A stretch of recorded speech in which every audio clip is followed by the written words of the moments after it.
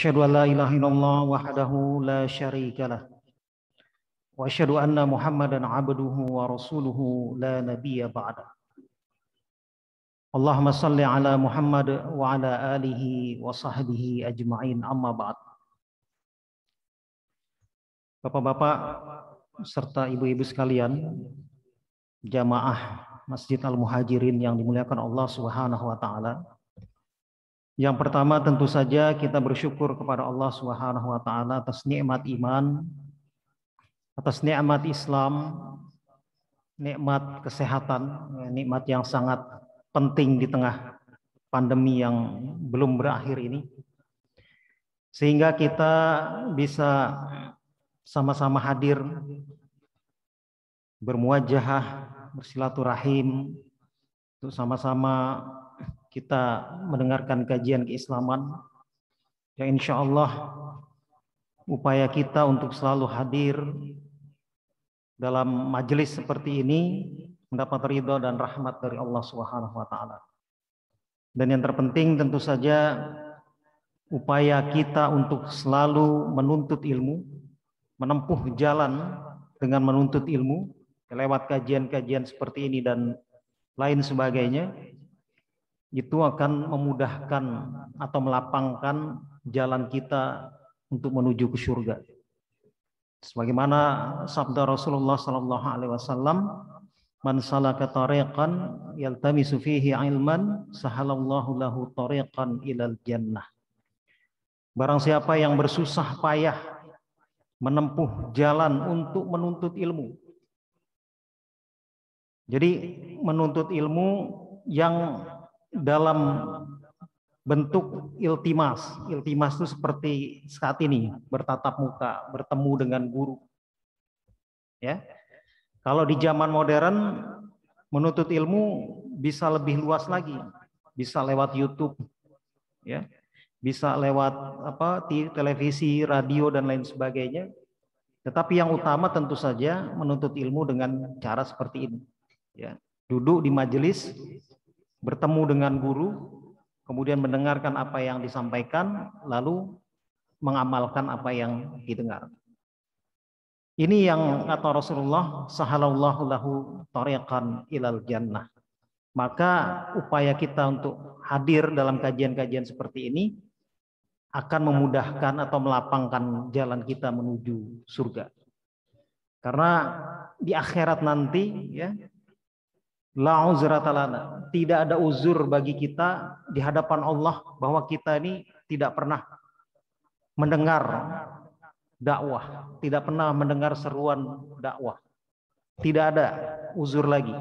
Karena di era sekarang itu sangat mudah kita untuk belajar, untuk mengkaji dan lain sebagainya terkait dengan urusan-urusan yang berkaitan dengan agama kita.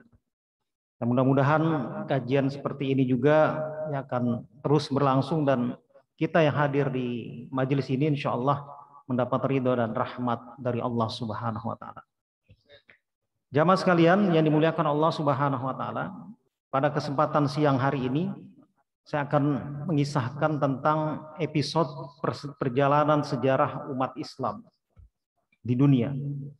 Ada dua episode besar dalam perjalanan sejarah umat Islam di dunia ketika umat Islam menjalankan suatu sistem pemerintahan atau menjalankan satu sistem kekuasaan.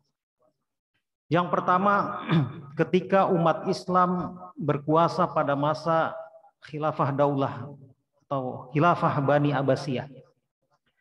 Ini kekuasaan yang berlangsung sangat panjang. Ya, bukan kekuasaan yang singkat. 524 tahun umat Islam berkuasa pada masa Bani Abbasiyah. 524 tahun ini dengan 37 khalifah berganti-ganti. Pusat kekuasaannya di Baghdad atau dulu disebut juga dengan Darussalam. Ada satu tempat di Baghdad pada masa Bani Abbasiyah ketika masa kekuasaan Al-Ma'mun, kemudian juga masa Khalifah Harun ar-Rasyid, ya, itu ada satu tempat namanya Baitul Hikmah. Yaitu tempat di mana banyak ilmu-ilmu pengetahuan, ya, sains-sains dan lain sebagainya yang ada di situ. Baghdad pada masa Bani Abbasiyah adalah mercusuar peradaban dunia. Banyak buku-buku yang menginspirasi lahirnya ilmuwan-ilmuwan, lahirnya tokoh-tokoh yang berpengaruh dalam bidang keilmuan baik di dunia Islam maupun di dunia Barat. 524 tahun umat Islam berkuasa. Pada masa Bani Abbasiyah itu kekuasaannya itu membentang sampai satu wilayah, sampai pada satu wilayah yang namanya Asia Tengah. Atau orang Arab menyebutnya wilayah Mawara'an Nahar. Wilayah di belakang dua sungai. Atau wilayah Transoxiana. Sampai Asia Tengah. Itu wilayah-wilayah yang belakangnya itu ada stan-stannya, ya. Kazakhstan, Uzbekistan, Tajikistan. Sampai ke wilayah itu. Bahkan mendekati ke Eropa Timur. Kita lihat ada Chechnya yang mayoritas Muslim. Kemudian juga di Ukraina, ya, ada juga pusat-pusat keislaman di sana. Itu dakwah yang dilakukan atau ekspedisi dakwah yang dilakukan pada masa Bani Abbasiyah. Dan pada masa itu kekuasaan Islam luar biasa dikenal, bahkan mempengaruhi peradaban dunia pada masa itu. Hampir semua ulama-ulama, ya, yang terkenal di dunia Islam, yang begitu banyak dikenal oleh umat Islam itu berasal dari Asia Tengah. Terutama ulama-ulama hadis yang kita kenal. Ada Imam Al-Bukhari, itu dari kota Bukhara.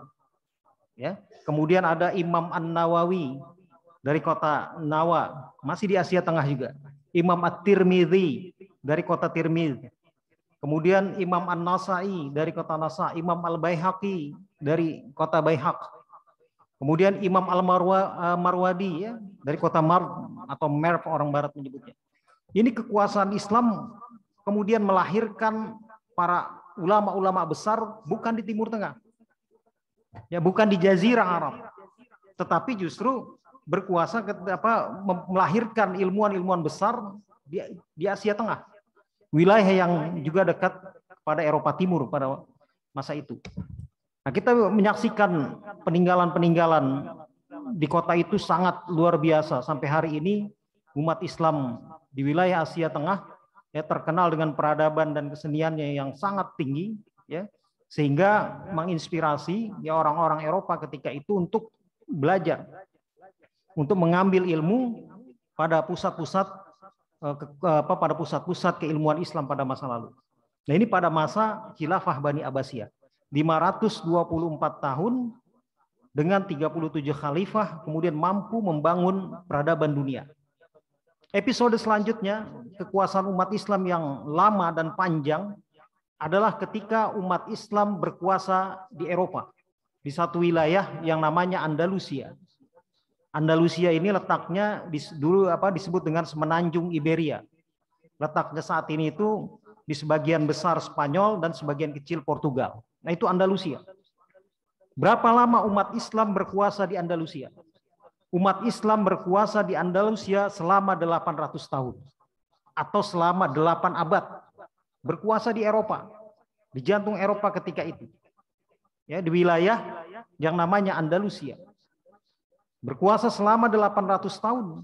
Dari tahun 92 Hijriah sampai tahun 711 Hijriah atau dari tahun 797 Masehi sampai runtuhnya kota Granada pada tahun 1492 Masehi. Ini kekuasaan Islam yang cukup lama. Dan ketika Andalusia pertama kali ditaklukkan oleh Tariq bin Ziyad, ya, seorang panglima dari suku Berber yang sudah masuk Islam, ya, itu kekuasaan mereka berada di bawah kekhilafahan Bani Umayyah. Jadi kalau Bani Abbasiyah tadi membentang kekuasaannya ke Asia Tengah selama 524 tahun, melahirkan ulama-ulama besar yang saya tadi sebutkan, ada Imam At-Tirmidzi, Imam An-Nasai, Imam Al-Bukhari, Imam Muslim dan lain sebagainya. Pada masa khilafah Bani Umayyah, ya, umat Islam membentangkan kekuasaannya itu ke Eropa. selama 8 abad. Dan melahirkan ulama-ulama besar juga. Banyak ulama-ulama besar yang lahir di Eropa. Kita mengenal namanya Ibnu Rushd. Orang barat menyebutnya Averroes. Seorang yang bukan hanya ahli dalam bidang perbandingan mazhab, ya, karena beliau menulis satu kitab judulnya Bidayatul Mujtahid wa Nihayatul Muqtasid. Ini isinya tentang perbandingan mazhab. Bukan hanya ahli dalam soal itu. Bukan hanya ahli dalam soal ilmu fikih. Bukan hanya ahli dalam soal ilmu mantik atau ilmu logika. Tetapi Ibnu Rushd dia menulis satu kitab judulnya Kulliyatu fit Tibb. Yang artinya undang-undang tentang ilmu kedokteran. Diterjemahkan oleh bangsa Eropa ke dalam bahasa mereka dengan judul General of Medicine. Ini dilakukan oleh Ibnu Rushd, oleh Averroes. Ibnu Rushd Al-Qurtubi. Al-Qurtubi itu dari Cordova. Ya. Ada lagi kita mengenal Imam Syamsuddin Al-Qurtubi. Ya, penulis tafsir Al-Qurtubi, penulis banyak kitab dan lain sebagainya. Ada Ibnu Hazm Al-Andalusi. Ya. Seorang yang bukan hanya ahli ya, dalam bidang keislaman, tetapi juga ahli dalam bidang sastra, ya, ahli dalam ilmu-ilmu yang lain, sangat begitu terkenal. Jadi kalau hari ini mungkin generasi muda kita, ya, anak-anak muda kita hanya mengenal kota-kota di Spanyol, ya, seperti Madrid, Sevilla, Malaga, ya, Cordova, Barcelona. Apa yang mereka tahu? Hari ini mungkin mereka tahu kota-kota tersebut hanya sebagai tempat pusat klub-klub sepak bola besar dunia atau tempat destinasi wisata dunia. Banyak yang tidak tahu bahwa pada masa lalu kota-kota tersebut, ya, Madrid, Barcelona, Sevilla, Malaga, Cordova adalah kota-kota yang berada di bawah pemerintahan kaum muslimin dan menjadi pusat-pusat keilmuan umat Islam pada masa itu.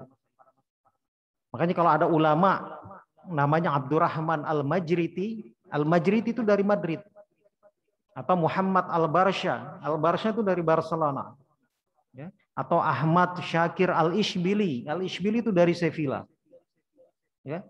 Nah ini umat Islam berkuasa selama 8 abad di Andalusia, bukan waktu yang singkat.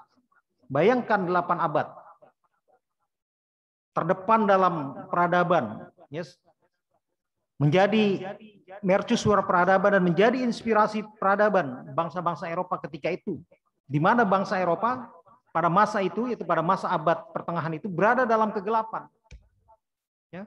Ketika bangsa-bangsa Eropa berada dalam masa kegelapan, umat Islam di Andalusia sudah terdepan dalam bidang ilmu pengetahuan, dalam bidang peradaban, dalam bidang kesenian dan lain sebagainya. Anda bisa lihat, bisa baca, bisa rujuk dalam buku-buku sejarah bagaimana terbelakangnya bangsa Eropa pada masa abad pertengahan itu. Sampai diceritakan, ya, bangsawan-bangsawan Eropa atau baron-baron Eropa itu, ya, dia tidak mengenal apa yang namanya bersuci, bersih-bersih diri, ini nggak kenal mandi. Ya. Kalau kita umat Islam, kalau mempelajari kitab fikih, yang pertama kali dipelajari apa? Toharoh, bersuci. Mereka nggak mengenal. Jadi pada masa itu, pada masa abad pertengahan di Eropa, ya, bangsawan-bangsawan Eropa semakin dia kucel, dekil, kotor, gitu ya, buluk, itu semakin punya prestis di masyarakat. Sehingga diceritakan, ya, ada tokoh yang sangat terkenal, namanya Ratu Isabella, ya, atau Isabel la da Katolika. Ini ratu yang dikenal yang membangun aliansi, ya, dengan Raja Ferdinand. Itu dua aliansi kekuasaan besar Kristen, yaitu kerajaan Aragon dan kerajaan Castile atau Castilia, melakukan aliansi, kemudian berhasil meruntuhkan kekuasaan Islam di Granada pada tahun 1492. Nah, Ratu Isabella ini ya dikenal di Eropa ketika itu. Diceritakan bahwa Ratu Isabella ini, ya, sepanjang hidupnya itu dia tidak pernah mandi kecuali 2 kali. Yang pertama ketika dibaptis, ya orang kalau mau masuk Kristen dibaptis dia mandi. Yang kedua ketika menikah dengan Raja Ferdinand. Itu saja. Sehingga masa kegelapan Eropa di abad pertengahan itu ya kemudian mulai perlahan-lahan terkikis ketika umat Islam berkuasa di Andalusia.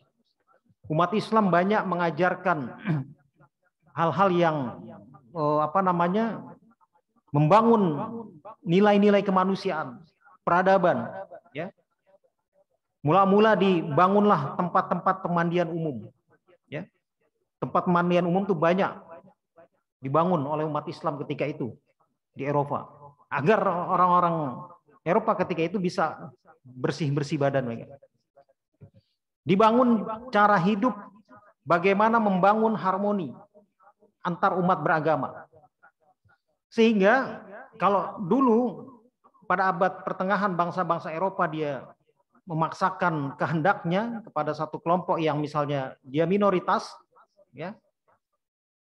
Pada masa ketika umat Islam berkuasa di Andalusia selama 8 abad, tidak pernah terekam dalam jejak sejarah umat Islam melakukan kezaliman atau penindasan terhadap kelompok agama lain. Tidak pernah selama 8 abad. Dan ini tidak hanya ditulis oleh sejarawan-sejarawan Muslim, tetapi juga diakui oleh para orientalis Barat.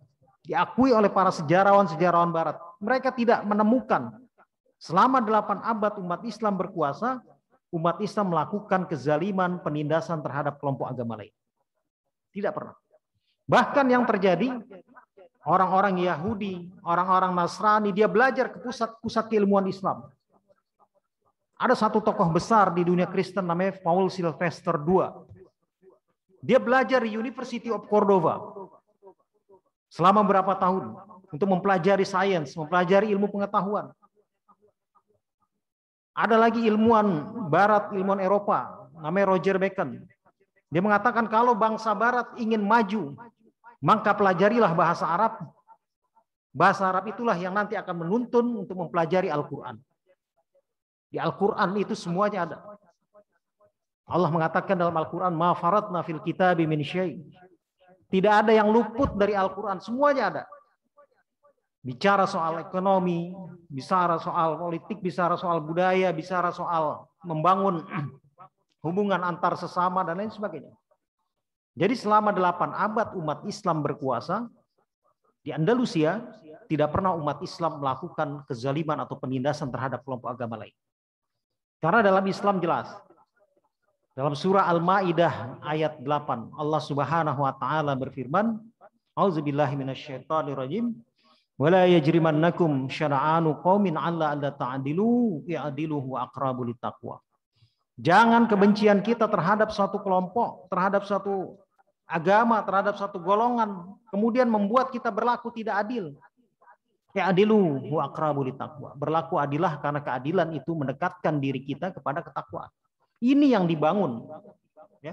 Makanya Andalusia atau Eropa atau Spanyol pada masa kekuasaan Islam itu dikenal sebagai negeri yang harmonis antar umat beragama. Umat Islam begitu menjunjung tinggi hak asasi manusia, kelompok-kelompok agama lain, menjunjung tinggi keyakinan agama-agama lain, tidak pernah ada yang diganggu, tidak pernah ada yang dizalimi dan lain sebagainya. Ini prinsip Islam. Keadilan itu prinsip utama dalam Islam. Jangan sampai kita ini berlaku zalim terhadap siapapun. Kalau Islam berkuasa, dia tidak boleh zalim terhadap kelompok agama manapun. Umat Islam kalau berkuasa, ya, sebagaimana tugas politik umat Islam, ya, Imam Al-Ghazali mengatakan tugas politik umat Islam itu kalau berkuasa pertama hirasatuddin, yaitu menjaga agama. Menjaga agama ini maksudnya adalah menjaga maqasidus syariah. Maqasidus syariah ini nanti tidak akan bertentangan dengan fitrah kemanusiaan. Bahkan menjunjung tinggi fitrah kemanusiaan. Tidak ada yang bertentangan dengan martabat kemanusiaan. Hirasatuddin dengan menjaga maqasidus syariah. Maqasidus syariah itu pertama hifzuddin, menjaga agama. Kalau orang Islam berkuasa tidak boleh Islam merusak keyakinan kelompok Kristen, Kristen merusak keyakinan Islam, Hindu merusak keyakinan Buddha, Buddha merusak keyakinan Islam. Tidak boleh. Harus dijaga, harus saling hormat menghormati. Tidak boleh ada upaya-upaya memaksa orang untuk memeluk ke dalam keyakinan agama kita. Karena Al-Quran mengatakan la ikraha fiddin. Tidak boleh kita memaksa orang untuk masuk dalam agama kita. Jadi hifzuddin yang pertama, dijaga kalau umat Islam berkuasa, sebagaimana yang dilakukan ketika berkuasa di Andalusia. Kemudian yang kedua, hifzun nafs, menjaga jiwa. Tidak boleh ada upaya-upaya untuk merusak atau memudahkan kita menumpahkan darah. Tidak boleh saling membunuh dengan persoalan-persoalan yang kecil misalnya, atau membunuh tanpa hak. Itu tidak boleh. Kemudian hifzul akal, menjaga akal. Kalau umat Islam berkuasa, tidak boleh ada potensi-potensi yang merusak akal. Narkoba, judi, miras, prostitusi, dan lain sebagainya tidak boleh. Ya. Kemudian hifzul mal, menjaga harta. Tidak boleh ada satu kelompok yang mengklaim bahwa kekayaan negara atau aset negara ini milik kelompoknya. Tidak boleh. Apalagi milik pribadi. Kekayaan negara, kekayaan sumber daya alam negara itu dinikmati untuk kepentingan bersama, ya, untuk keadilan sosial secara bersama tanpa memandang kelompok dan agama manapun. Kemudian yang terakhir adalah hifzun nasal, menjaga regenerasi. Tidak boleh ada hal-hal yang bertentangan dengan fitrah kemanusiaan. Apa yang disebut dengan LGBT, ya, lesbian, gay, biseksual, transgender, nggak boleh. Karena akan memutus generasi dan merusak. Dan bertentangan dengan sunatullah. Pasti akan merusak. Nah, umat Islam ketika berkuasa, dengan contoh apa yang terjadi selama 800 tahun di Andalusia, selama 524 tahun ketika masa Abbasiyah, bahkan jauh sebelum itu ketika masa Khulafaur Rasyidin, ya, mereka menegakkan aturan-aturan yang tidak hanya membawa maslahat bagi umat Islam, tetapi juga maslahat bagi kemanusiaan. Maslahat secara umum bagi kemanusiaan. Sebagaimana Allah mengatakan kepada Rasulullah, "Wa ma arsalnaka illa rahmatan lil alamin." Tidaklah aku utus engkau ya Muhammad, melainkan sebagai rahmat atas semesta alam. Dan ini sudah terbukti. Selama 8 abad umat Islam berkuasa di Andalusia, tidak pernah ada rekam jejak sejarah umat Islam melakukan kezaliman terhadap kelompok agama lain. Jangan sampai kita ini berlaku zalim. Misalnya kita di rumah menjadi ketua RT atau ketua RW atau lurah, misalnya, atau jabatan-jabatan publik lah. Kita Islam, kita Muslim. Ada warga kita yang non-Muslim misalnya, yang Muslim diprioritaskan, dikasih hak-haknya lebih, sedangkan yang non-Muslim tidak. Nah, ini nggak boleh. Yang Muslim dikasih bantuan, yang non-Muslim tidak. Nah, ini nggak boleh. Tidak boleh berlaku zalim, karena Islam mengedepankan prinsip keadilan. Ini dipegang teguh. Makanya kalau orang Barat jujur terhadap sejarah yang terjadi ketika umat Islam berkuasa di Eropa, di Andalusia itu, maka dia tidak mungkin akan menerapkan pemikiran-pemikiran yang Islamofobia. Tetapi apa yang terjadi sebaliknya? Ketika umat Islam kekuasaannya jatuh, kemudian berada di bawah kekuasaan mereka. Dalam sejarah Andalusia ada yang namanya Reconquista, penaklukan kembali oleh kerajaan Kristen. Pada masa Reconquista, apa yang terjadi? Umat Islam di Andalusia ketika itu diburu, diberi pilihan, masuk ke dalam agama Kristen, pergi meninggalkan Andalusia, artinya keluar dari negara Andalusia. Yang ketiga, kalau tidak mau itu, maka dia akan dihukum mati atau dibunuh. Dan ini terbukti. Setelah Reconquista, ya, ditemukan satu tempat di bawah tanah. oleh pasukan Napoleon ketika Napoleon ke sana ya, jauh masanya.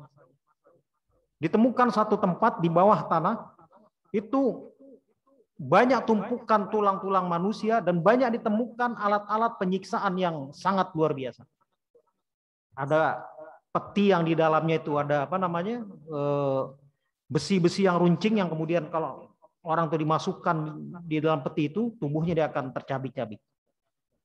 Ada alat pemenggal kepala, ada berbagai macam yang disebut dengan mahkamah inkuisisi. Ini real.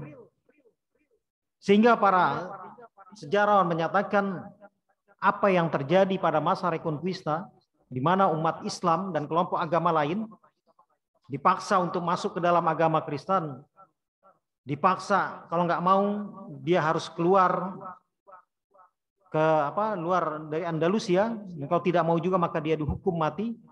Apa yang terjadi pada masa Reconquista, kezaliman atau kebiadaban itu, menurut para sejarawan, ini tidak pernah terjadi kebiadaban yang paling biadab di dunia setelah peristiwa Ashabul Ukhdud. Jadi di Quran ada peristiwa Ashabul Ukhdud, di mana orang yang menyatakan Tuhan kami adalah Allah dan dia berpegang pada keyakinan itu kemudian dicemplungkan ke dalam air yang bergolak, yang panas.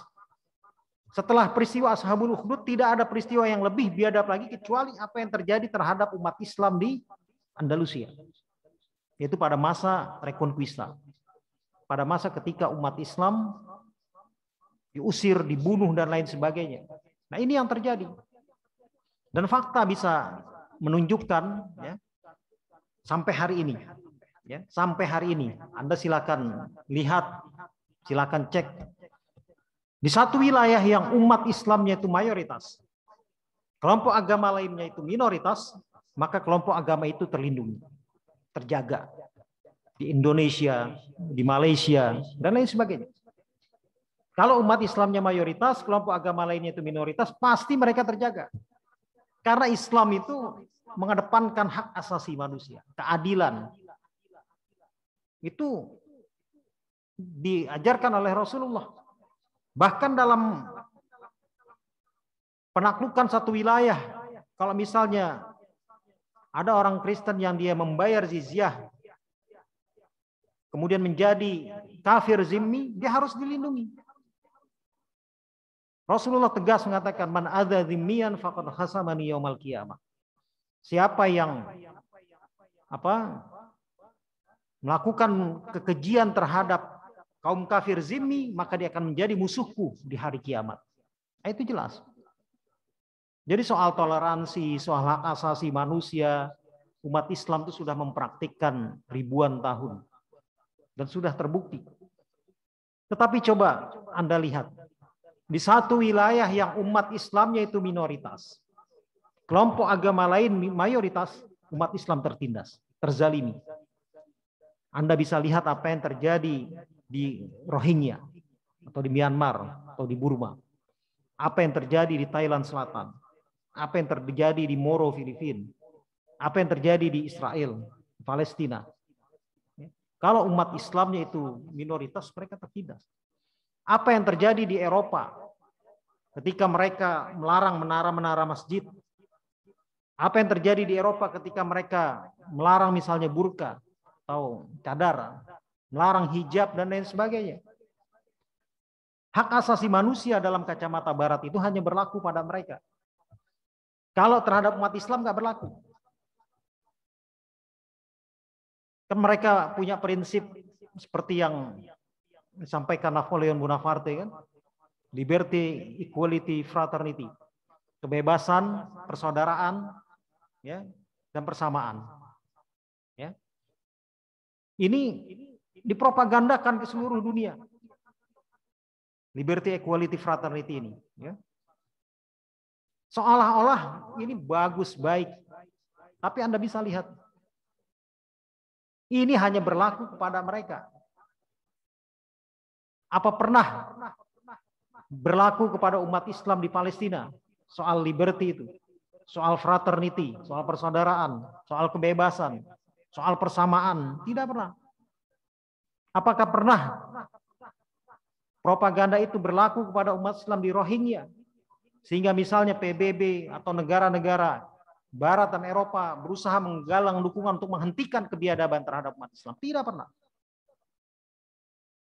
Ini bukti, ini fakta. Ya.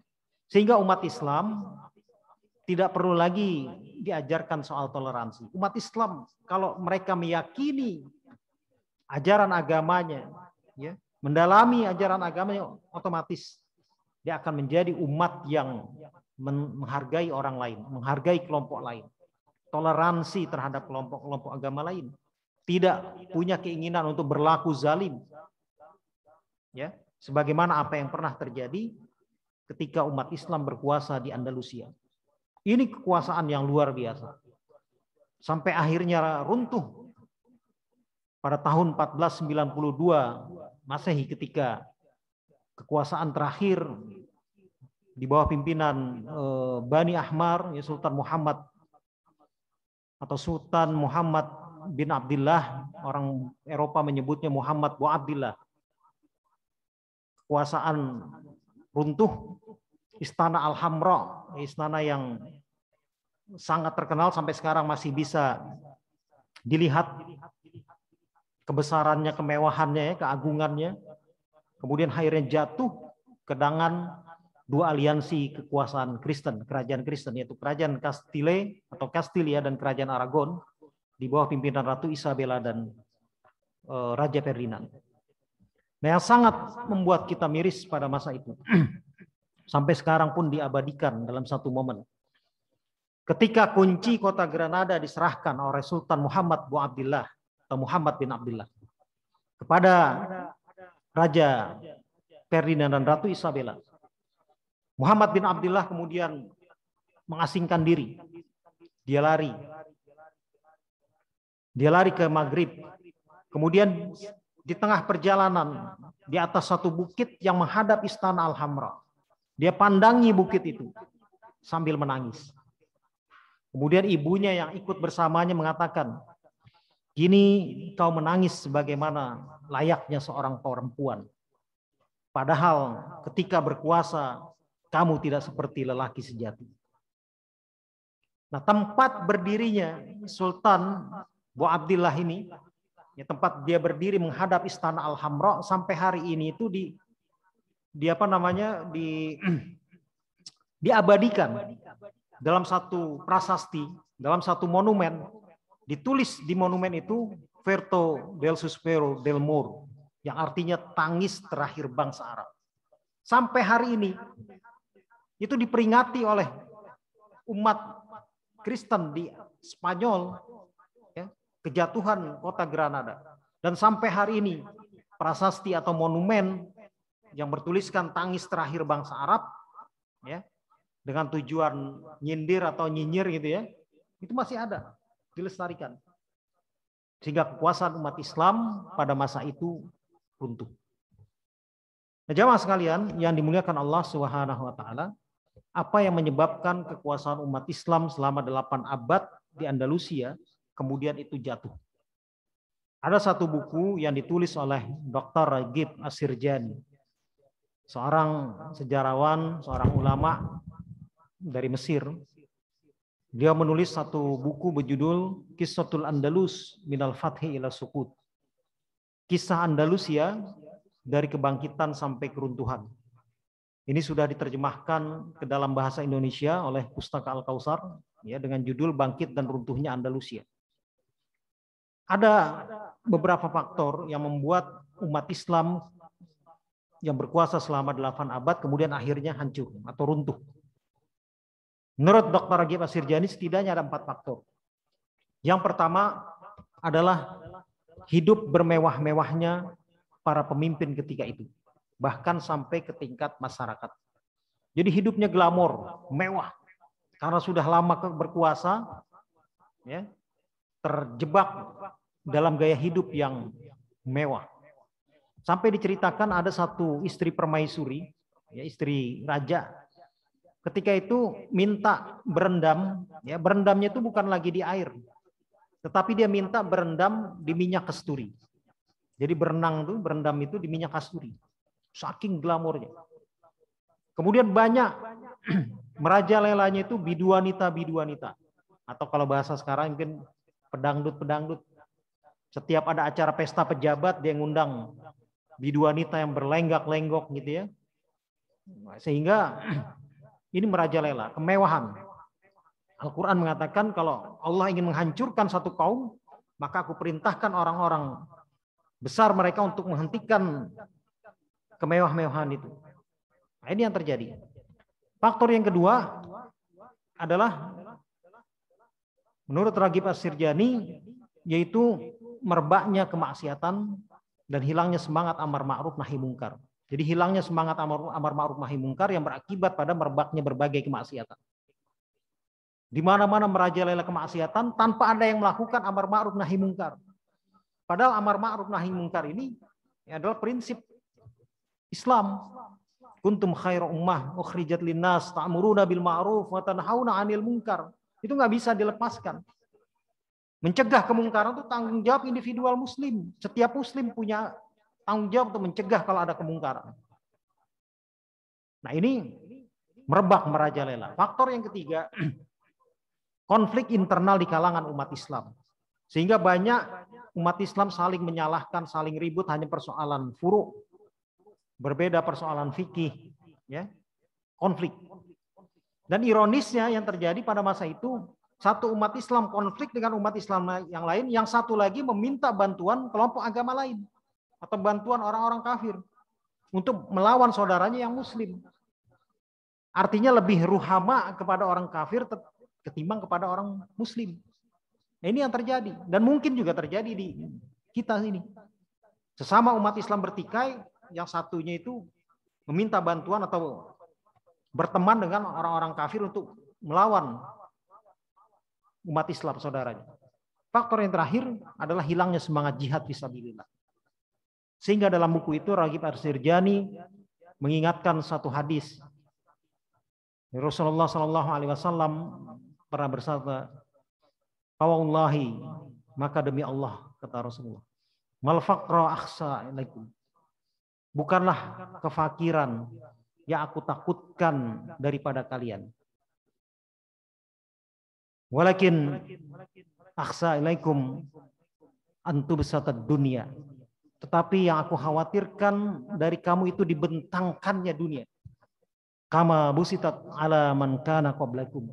Sebagaimana dibentangkan dunia itu pada umat-umat sebelum kamu. Fatanafasuha kama tanafasu. Mereka kemudian berlomba-lomba dalam bentangan dunia itu sebagaimana kalian juga saat ini berlomba-lomba terhadap dunia. Fatuhlikahum kama ahlakahum. Maka aku hancurkan mereka sebagaimana aku hancurkan kalian yang hidup bermewah-mewahan.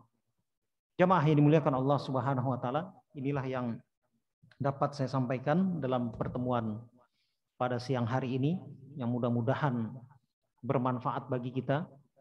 Yang terpenting bagi kita umat Islam, ya, adalah memahami apa yang pernah disabdakan oleh Rasulullah SAW. Al-Islamu ya'lu wa la yu'la alaih. Islam itu tinggi dan tidak ada yang mampu menyaingi ketinggian Allah, ketinggian Islam. Islam dari dulu sampai sekarang memiliki peradaban yang mulia, peradaban yang tinggi, menjadi pionir dalam peradaban dunia, menjadi inspirator bagi peradaban, bagi ilmuwan Barat dan Eropa, sehingga mereka sangat sulit ya untuk menafikan bagaimana ketinggian Islam. Inilah yang seharusnya setiap kita umat Islam merasa bangga dengan keislaman kita, merasa bangga dengan apa yang ada dan yang telah diajarkan oleh Rasulullah SAW. Jangan kita ini minder dengan peradaban-peradaban di luar Islam, peradaban Barat, peradaban Eropa. Sehingga dengan keminderan kita, kemudian berakibat kita memandang remeh ajaran Islam. Banyak orang-orang yang berpikiran liberal, yang terjerumus dalam pikiran liberal itu, awalnya adalah karena mengidap inferiority complex, atau mengidap penyakit rendah diri, atau minder, silau dengan peradaban Barat. Sehingga kemudian mencari-cari celah untuk mendekonstruksi syariat, mendekonstruksi ajaran-ajaran Islam. Tidak pede dengan keislaman, sehingga mengatakan semua agama sama. Padahal kalau semua agama sama, kenapa harus ada orang yang pindah agama? Ini membuktikan bahwa semua agama tidak sama. Umat Islam dilarang untuk fanatik misalnya dalam beragama. Padahal fanatisme ini adalah suatu tabiat. Jangankan dalam urusan agama, dalam urusan keduniaan manusia pasti fanatik terhadap apa yang dia sukai.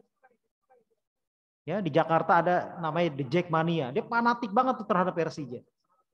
Surabaya ada Bonek, pasti dia fanatik terhadap klub sepak bola. Itu perkara dunia. Orang aja punya tabiat untuk fanatik. Kita sama istri kita misalnya, pasti kita mengatakan istri saya paling cantik. Nggak mungkin kita mengatakan istri saya paling cantik, tetangga sebelah boleh juga. Nah, ini kan pluralisme agama seperti itu. Agama saya benar, yang lain juga benar.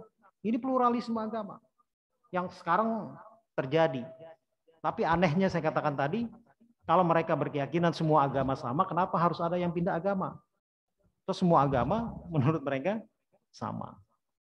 Nah, Islam mengajarkan toleransi, tidak boleh merusak keyakinan agama lain, tidak boleh merusak, menghina agama lain dan lain sebagainya. Tapi Islam juga punya prinsip-prinsip tegas. Kalau ada kezaliman maka harus ditegakkan keadilan. Kalau ada penyelewengan atau penyimpangan maka berlaku nahi mungkar. Ini yang diajarkan oleh Islam.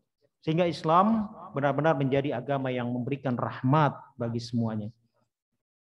Demikian apa yang dapat saya sampaikan. Mudah-mudahan bermanfaat.